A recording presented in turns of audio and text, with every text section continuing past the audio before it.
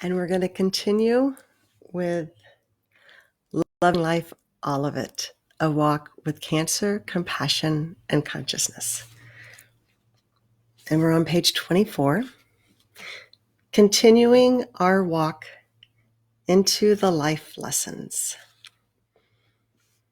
My intention with this book is not to offer answers or solutions, but to share openly and honestly with you significant steps of my own journey that may awaken a new perspective or possibility within you.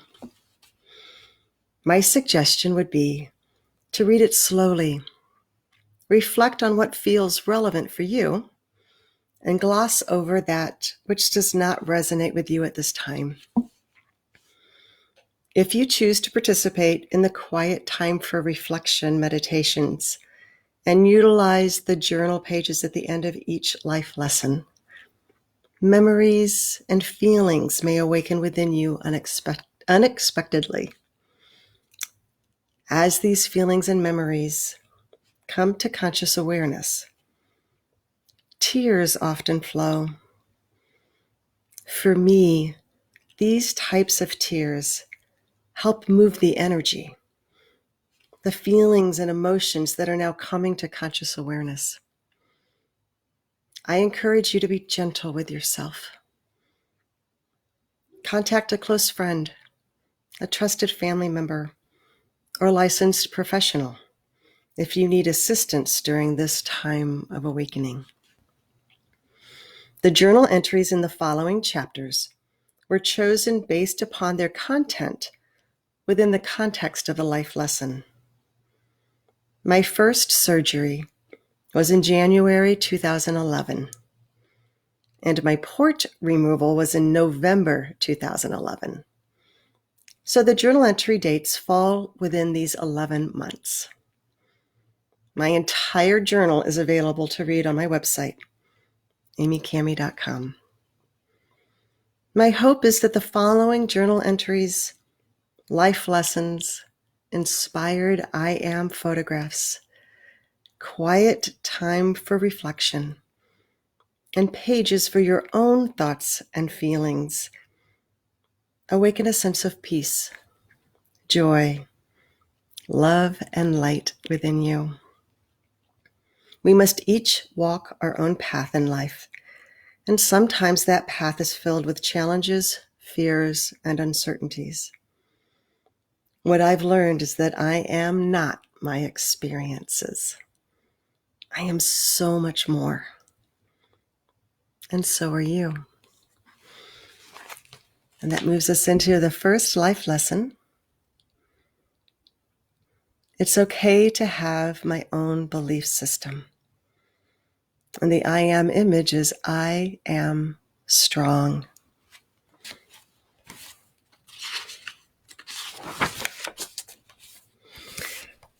My journey to love begins with this journal entry, January 2nd, 2011. And this was an email that I sent to friends and family. Dear friends and family, I'm sending you this email because you are all very special to us, and we wanted to share what is happening in our lives right now. On December 20th, I had a mammogram, and on December 21st, the winter solstice, how perfect, they called and said a small mass was found in my right breast. I went back for a sonogram on December 23rd, a biopsy on December 29th, and on December 30th, the biopsy came back positive as ductal infiltrating carcinoma, breast cancer.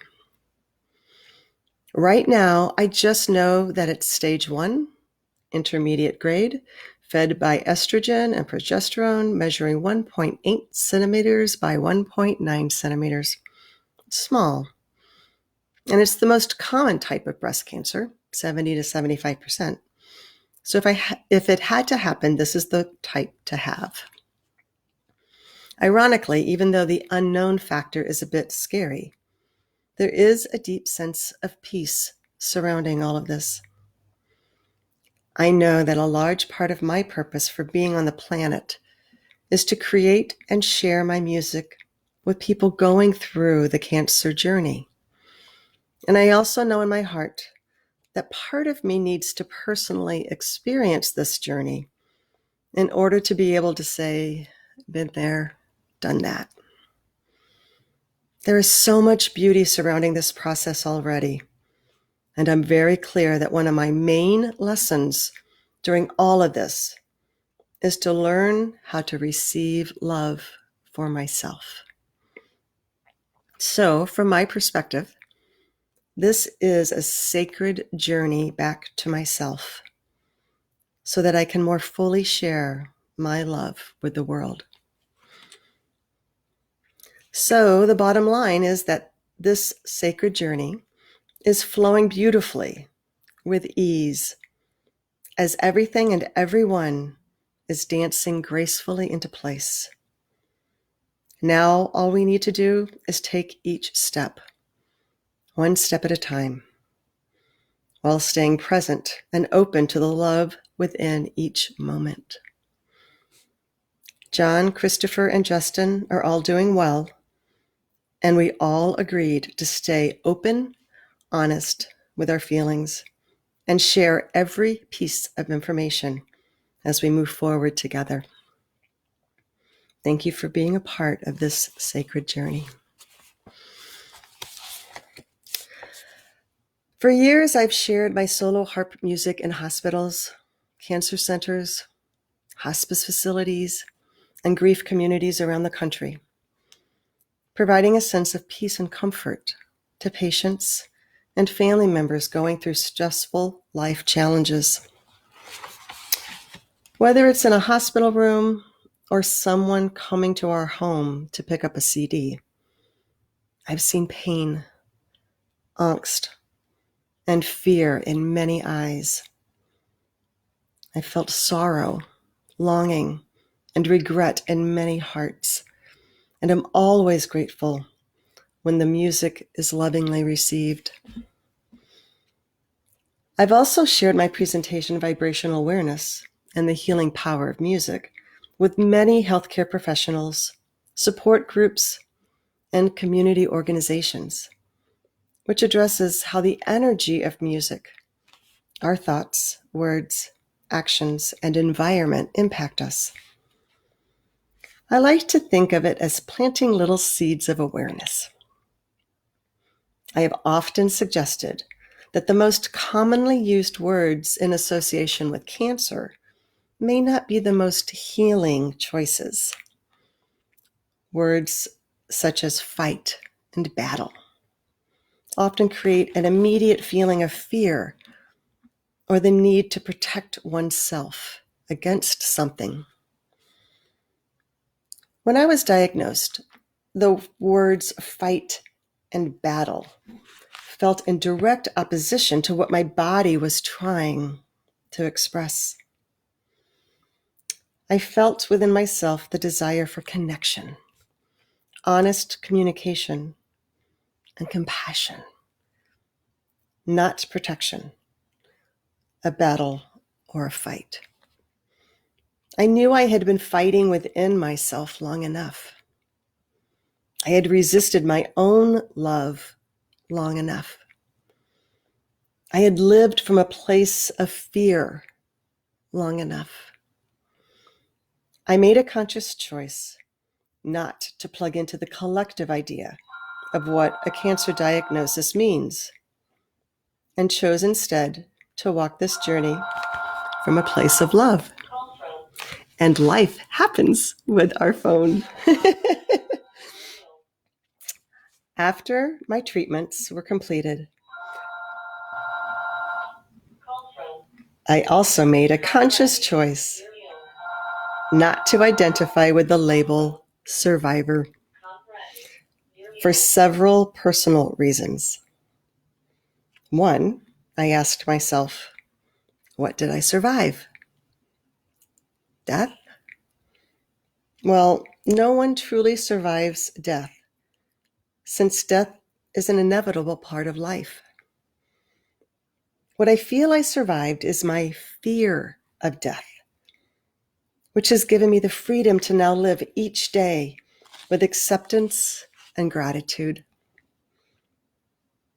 2, over the past several years, I've become more resistant to identifying with labels because they limit my experience within the moment.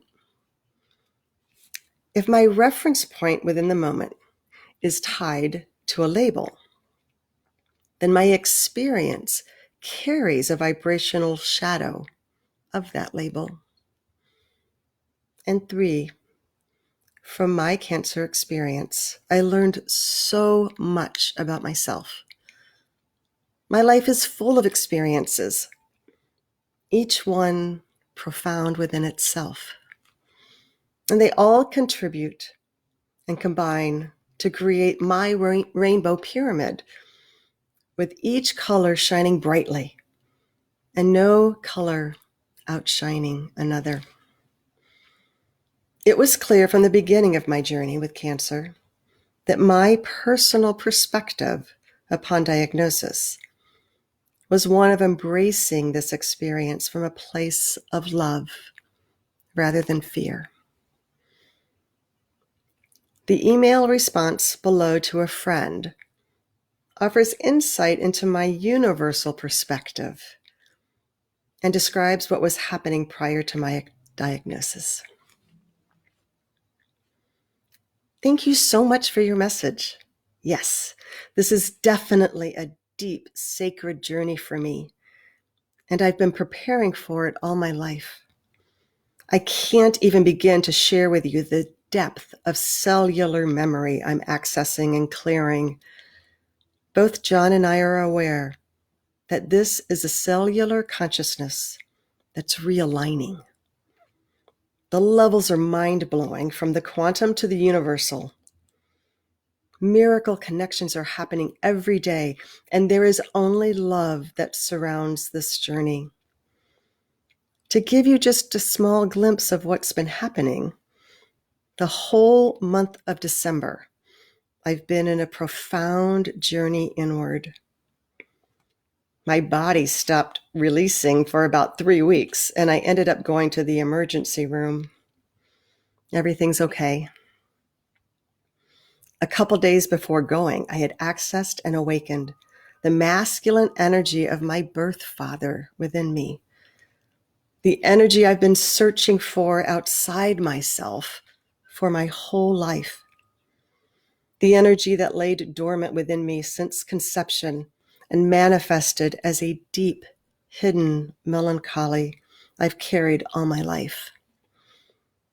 As my gut was holding on, the memories of pain, shame, guilt, and fear surfaced. Not to be released, but to be transformed by the divine compassion, the feminine within me. When the masculine became conscious, I had manifested my star child's parental energies within me. The day I actually went to the emergency room, I was having waves of energetic nausea, similar to labor pains, as my star child consciousness was coming into being. Words just cannot express the experience, but you get the idea. This diagnosis is simply a step in my experience of this physical realm, as I'm unwinding the energetic fears, twists, and beliefs of my past and my ancestral light lines. Even my birth half-sister, brother, and mother are now connected with me in this journey. It's truly beautiful to witness all the levels of healing and balancing through love. So words are completely inadequate to describe such a sacred and sublime experience. Were those energies that were awakening within me truly masculine or feminine? No. They defy labels. They felt so deep, so old, so big, so universal. As the feelings emerged from within me, pictures came to mind. Associations were made based upon old and new paradigms. And I chose words that most accurately defined the feelings that were awakening within me, based upon my personal experiences with those words. When words are used to describe the essence of energy, they limit, restrict, confine, and label that energy, thereby diminishing our potential experience of it. The divine cannot be described or labeled, only experienced. And that is what was happening to me. And at the end of each of these life lessons, there is a journal page with an opportunity for some quiet time. So the quiet time for reflection after this first life lesson is, if you feel comfortable moving into this experience, close your eyes and take a deep breath in through your nose. Hold for a few moments. Then exhale through your mouth slowly. And repeat a few times. Inhale. And exhale. And when you feel calm and relaxed, allow the word strong to come forth from within you. How does this word feel to you?